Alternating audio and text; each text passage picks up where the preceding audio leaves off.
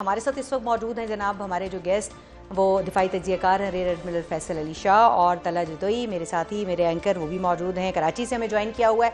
तो जनाब गुफ्तगू का सिलसिला तला आपसे ही शुरू करते हैं। ये मुख्तलिफ जो इस वक्त जो हम आपने अभी बड़ी इकॉनमी के हवाले से डिटेल गुफ्तगू की ब्रेक से पहले, तो ये बताइए कि ये जो सारा इस वक्त हम मखमसा देख रहे हैं, ये जो लड़ाई है असल में है क्या? क्या दोनों ममालिक के जो मौशी फवायद हैं वो आड़े आ रहे हैं या कुछ और भी मामलात है? देखिए, आपको याद है नहीं यार, वो weapon of mass destruction Afghanistan में भी था, वो weapon of mass destruction Iraq में भी था, वो वेपन ऑफ मास डिस्ट्रक्शन हर दुश्मन के पास पहुंच जाता है जब उस दुश्मन को खत्म करना होता है। सैडली हम ये जानते हैं कि अमेरिका ईरान का कोई मुकाबला है नहीं, इजराइल ईरान का कोई मुकाबला है नहीं। इजराइल इसको अपनी मजहबी जंग कहता है। जितने भी वर्ल्ड लीडर्स हैं, जितने भी बड़े बड़े एनालिस्ट हैं, वो ये मानते हैं कि हमारे कुरान पाक में भी हमें अल्लाह की फौज का जिक्र मिलता है। सूरह नसर के अंदर मालूम पड़ता है कि एक वक्त आएगा कि जब अल्लाह की फौज तैयार होगी, दीन की फौज तैयार होगी और बुराई का खात्मा करेगी इस दुनिया से। और बुराई का खात्मा होना भी जरूरी है। और आपको ये भी रियलाइज करना चाहिए कि अभी तक तो एटम बम उसने बनाया भी नहीं था कि उसके ऊपर हमला कर दिया गया। बहुत सारे मुल्क ऐसे हैं जो एटम बम बना लेते हैं। जॉन एफ कैनेडी ने 1963 में जब सवाल पूछा था इजराइल से कि आपके पास कितने एटम बम हैं, तो अगले महीने जॉन एफ कैनेडी की असैसिनेशन हो गई थी।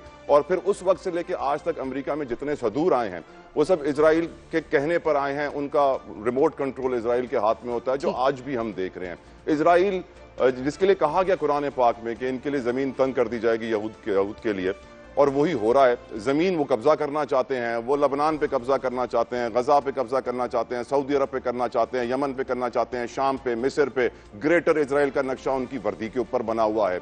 मोदी उनका साथी है इसी प्लान के अंदर, और ये प्लान जो है वो आगे बढ़ाना चाहते हैं। इसको ज्यादातर आप जितने भी लोगों से पूछेंगे नहीं यार, वो आपको ये अग्री करेंगे कि हाँ 80 to 90% चांसेस हैं कि ये एक मजहबी जंग है, ये दुनियावी जंग नहीं है। ये वो जंग है जिसका जिक्र हमें हदीस में ही मिलता है, कुरान में ही मिलता है, बहुत जगहों पे मिलता है। ठीक है, लेकिन एक बात से मैं तला थोड़ा सा बहुत एहतराम से इख्तिलाफ करूंगी। बिफोर यू गो फॉरवर्ड, मेरी एक रिक्वेस्ट है, आप भले इख्तिलाफ कीजिए, आपको बिल्कुल हक है। जितने भी लोग मुझे देख रहे हैं उनको इख्तिलाफ करने का हक है और बिल्कुल वो इख्तिलाफ कर सकते हैं, नो प्रॉब्लम। लेकिन हमें रियलाइज करना चाहिए एज मीडिया, क्योंकि आपने मुझसे एक सवाल पहले पूछा था पहले हिस्से में कि मीडिया क्या कर रहा है। मैं सिर्फ ये कहूंगा कि मीडिया को रियलिस्टिक होना चाहिए, हकीकत पसंद होना चाहिए। Hope for the best, prepare for the worst. किसी दानिश्वर ने कहा था नहीं यार कि हमें उम्मीद तो करनी चाहिए कि अच्छे से अच्छा हो, लेकिन हमें तैयारी करनी चाहिए मुश्किल वक्त के लिए। और हमें ये रियलाइज करना चाहिए कि अगर ये सीज फायर वक्त, क्योंकि वेडनेसडे को खत्म हो जाएगा सीज फायर का, और फिर अगर ये सीज फायर कंटिन्यू नहीं होता है, खुदा ना खास्ता, अल्लाह ना करे जंग बढ़ती है, तो हालात क्या होंगे, पाकिस्तान क्या अपॉर्चुनिटी रखता होगा उस वक्त, किस तरह वो आगे अपना अगला कदम उठाएगा। लेकिन आपको मुझसे इख्तिलाफ करने का पूरा हक नहीं है। नहीं, मेरा इख्तिलाफ जो था अगर आप सुन लेते तो सिर्फ इस जुमले के ऊपर था जो आप के साथ एग्री करते हुए दीगर कुछ बातों से, कि आपने कहा कि ईरान का और अमेरिका का कोई मुकाबला नहीं है। तो यहाँ जो सूरत हाल दिखाई दे रही है, अभी जो फैसल साहब और मैं गुफ्तगू कर रहे थे ब्रेक में भी, कि मुकाबला तो दिल नातवा ने खूब किया है, तो ईरान ने खूब मुकाबला किया है। ये मुकाबला ही है जिसके बाद हम देख रहे हैं कि अब जो है वो अमेरिका जो है ज्यादा कीन दिखाई देता है उन मुज़ाकरात के लिए ईरान से। ईरान कह रहा है हम महसूस में इंडिया भी समझ रहा था कि वो हमसे बहुत बड़ा है, हमें हरा देगा, लेकिन फिर उसको मालूम पड़ गया। लेकिन ईरान ने अपना आप मनवाया है। फैसल साहब, ये थोड़ा सा रोशनी डालिएगा कि ये जो जंग होती है ये गेम ऑफ नर्व्स होती है। ये इसके अंदर जो है वो प्रेशर टैक्टिक्स भी यूज़ किए जाते हैं, आर्म ट्विस्टिंग भी होती है, मुखालिफिन के दरमियान में बयानबाजी भी होती है। भला हो ये जो सोशल मीडिया है इसका ट्रुथ सोशल भी मौजूद है, ट्विटर भी मौजूद है, दीगर ज़राए भी मौजूद है जहाँ पर जो है वो जंग लड़ी जा रही है। लेकिन आप ये देखिए कि आप क्योंकि ईरान में रहे हैं 2015 से 2018 तक, इस अरसे के दौरान आपने ईरान को बहुत करीब से देखा है, तो आपको क्या लगता है कि डिमांड्स में फ़र्क क्या है अमेरिका और ईरान की? वो बुनियादी क्या फ़र्क है जिसकी वजह से ईरान नहीं मान रहा है? अबनाए हुर्मुज़ दोनों की मुशतरका डिमांड है, एक का अपना मुफाद है, दूसरे का अपना मुफाद, लेकिन डिफरेंस क्या है वो बुनियादी जिसकी वजह से ईरान नहीं मान रहा है? और देखिए, मैं समझता हूं कि ईरान साहब के क्या ये ईरान अमेरिका की एक्चुअली जंग है या फिर ये ईरान इजराइल की जंग है आपकी नजर में? जी बहुत शुक्रिया। ये बहुत सारे सवालात हो गए, ये थोड़ा सा दायरा बढ़ गया।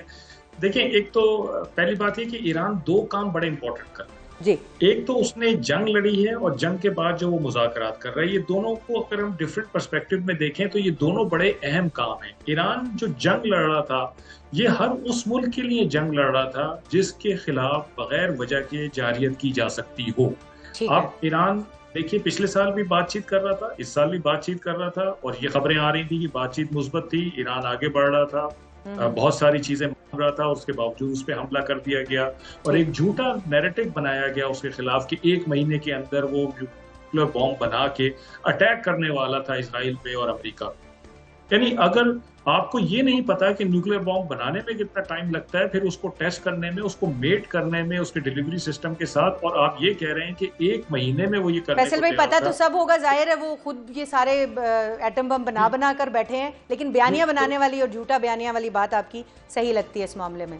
तो इतना मतलब इसका मतलब है कि किसी भी मुल्क के खिलाफ आप कोई भी बयानियां बना के उसके ऊपर चढ़ाई कर सकते हैं, जारियत कर सकते हैं।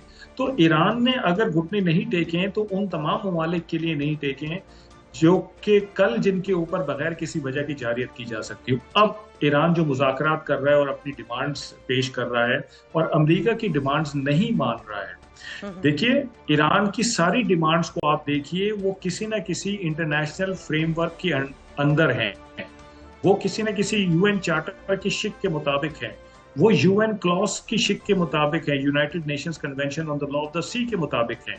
तो ईरान ये कहता है कि आप मेरे साथ बातचीत करें और ये जो इंटरनेशनल फ्रेमवर्क है इसको सामने रख के करें। फॉर एग्जांपल एनपीटी का मेंबर होने के नाते ईरान 20% तक यूरेनियम एनरिचमेंट कर सकता है फॉर पीसफुल पर्पसेस।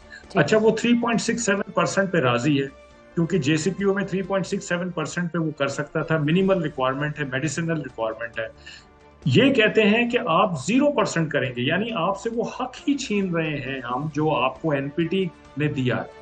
अच्छा, ईरान कहता है स्ट्रेट ऑफ हॉर्मुज़ पे मेरा कंट्रोल होना चाहिए, मैं टोल लगाऊंगा। United nation convention on the law of the sea, जिसकी मसूद खान साहब भी जिक्र कर रहे थे, उसमें ये बाकायदा लिखा हुआ है कि ये टेरिटोरियल वाटर्स 12 नॉटिकल माइल आपकी कोस्ट से सी के अंदर 12 नॉटिकल माइल तकरीबन 21-22 तक आपका टेरिटोरियल वाटर होता है जिसके ऊपर आपकी जुरिस्डिक्शन होती है, आपकी, यानी उसके सी बेड पे भी, सी के ऊपर भी, फजा में भी, पानी के अंदर भी, हर चारों जहत में आपकी जुरिस्डिक्शन होती है। तो ईरान कहता है कि भाई अगर ये मेरे टेरिटोरियल वाटर्स में आती है तो फिर इसका मतलब है कि मेरी जुरिस्डिक्शन होनी चाहिए और मेरे लॉस लगने चाहिए इसमें। ये भी इंटरनेशनल फ्रेमवर्क के अंदर है। ठीक है, ये बात कहना कि जी क्योंकि स्ट्रेट है, इंटरनेशनल वाटरवे है, तो इसको खुला रखना चाहिए, ये एक अंडरस्टैंडिंग है, ये लॉ नहीं है, ये एक अंडरस्टैंडिंग है मुल्कों के बीच में। लेकिन जो ईरान एम कर रहा है वो लॉ है, वो एक यूनाइटेड नेशंस कन्वेंशन है जिसके तहत उसको ये इख्तियार दिया गया है। अमेरिका की डिमांड्स देख लीजिए सारी जी। अमेरिका कहता है जी आप अपनी न्यूक्लियर एनरिचमेंट 0 कर दीजिए, अपने इससे महरूम हो जाए हक से, आप स्ट्रेट ऑफ हॉर्मुज़ पे आपका कोई कंट्रोल नहीं होना चाहिए, आपकी बैलिस्टिक मिसाइल सिस्टम की रेंज कम कर दें, आप अपनी रिजीम चेंज कर दें हमारी वजह से। यानी तमाम वो उनकी डिमांड्स हैं जो कि किसी भी international system, international framework, UN charter, इससे बाहर है। तो अगर